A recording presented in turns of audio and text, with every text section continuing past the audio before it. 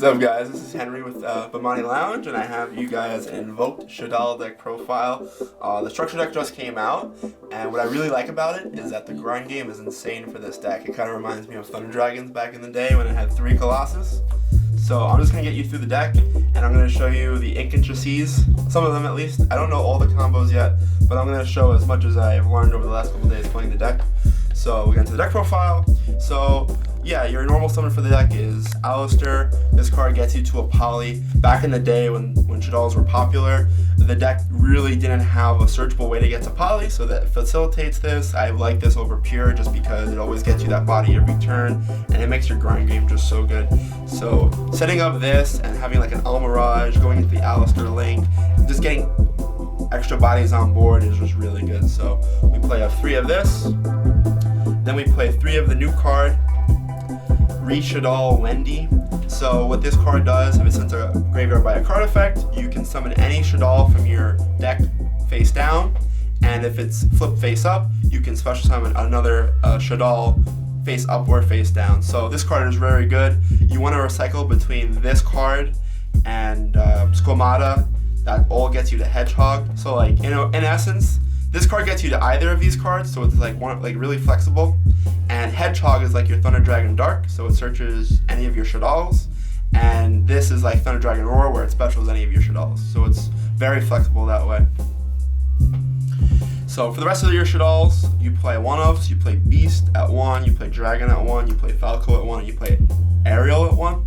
So the reason why you play these at 1 is you don't really want to draw them. Beast is good when you have something that you don't really have. If you have Squamata and Hedgehog and Wendy already in circulation, drawing a card is never bad, so you have the one of Beast. Against back row, you have Dragon, but you always want to give yourself more cards, really. So Dragon is never really the most optimal send unless you're in a tight predicament.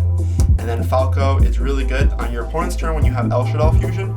You want to summon this face down, and then you're going to send the trap to grave, and you flip this face up, and you special back your Pakalone. So this is like one of the key combo cards, but you never want to draw it. Ariel is also very good because if you send it if you fuse it away on your opponent's turn, it banishes 3 cards in either graveyard. So you can banish like a trap and spirals, or you could banish anything that's really like orchestrated nightmare, anything that's really important for your opponent's engine. So it's another interrupt. Also, it's a non-dark Shaddoll, so it makes your Apocalypse turn 1 more consistent because the other one's really not that good. You play 3 Wendy and 1 of this, so those are your only different targets for Apocalypse. And yeah, that's not really too much to explain about this card, but it's just very good when it's sent to graveyard. When it gets flipped face up, you can special one of your banish, but you never really use that much. So 4 names, and then for your light targets, I just play 1 and 1 of the Damage Juggler and the Trick Clown. This is like the best one to send off of Shaddoll Fusion going second. You're making Construct. Trick Clown's like another extender that you can search off this, so it's just pretty good. You get like 2+1s in the same turn off of the same engine, just 2 cards. You don't want to play more than this because they're kind of breaks. You never want to open up multiples of these, but having the 1 and 1 is pretty good. So good extenders there. And then non-engine cards, we play 2 Ghost Ogre and 2 Nibiru.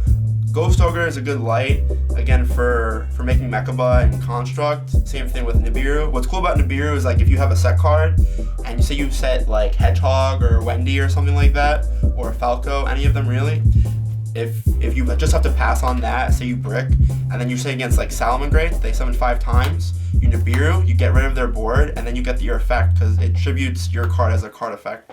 So if you tribute Hedgehog, you search a Shaddoll monster. So that's pretty good. So these kind of work with the deck the most. I don't like Valor because Valor is inherent like -1 every time, and you can get good value out of these cards.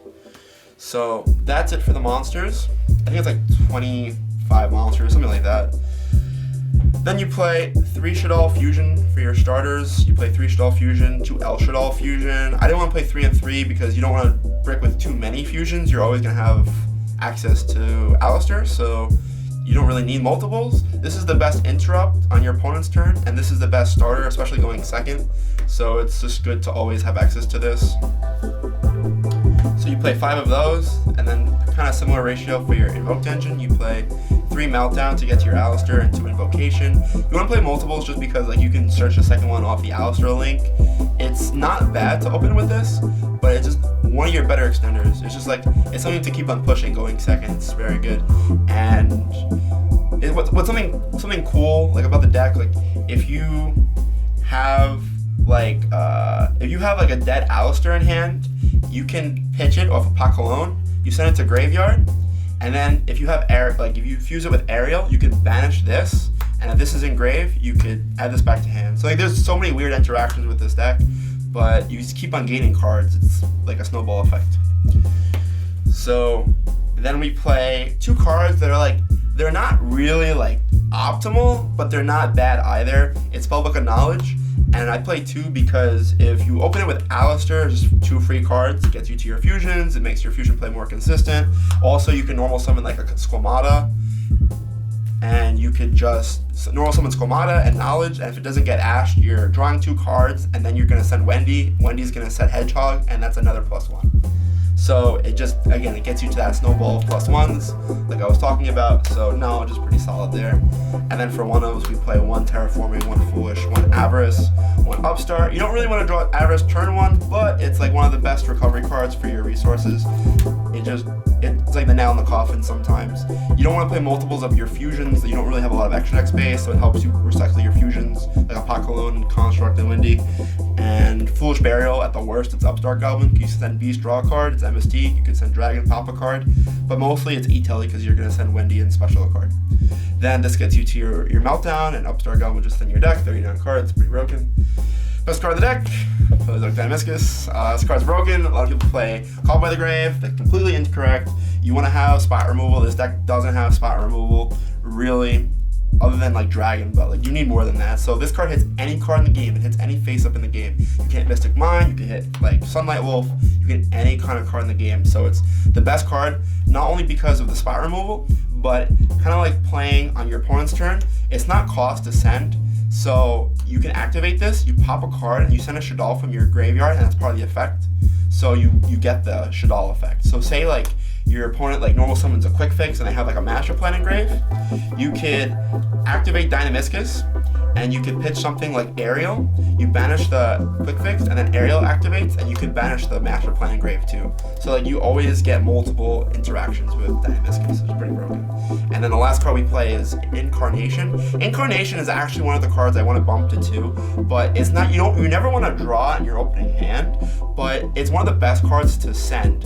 When you start to play the game, when you have Construct, you actually want to send this off Construct, because worst case scenario, Construct gets sent to the graveyard, you add back a Reborn for it. Or if you get to set up Falco, so you get to the point where you can set up Construct or Pot Cologne plus Falco, you can send the trap, and you special Falco off Windy.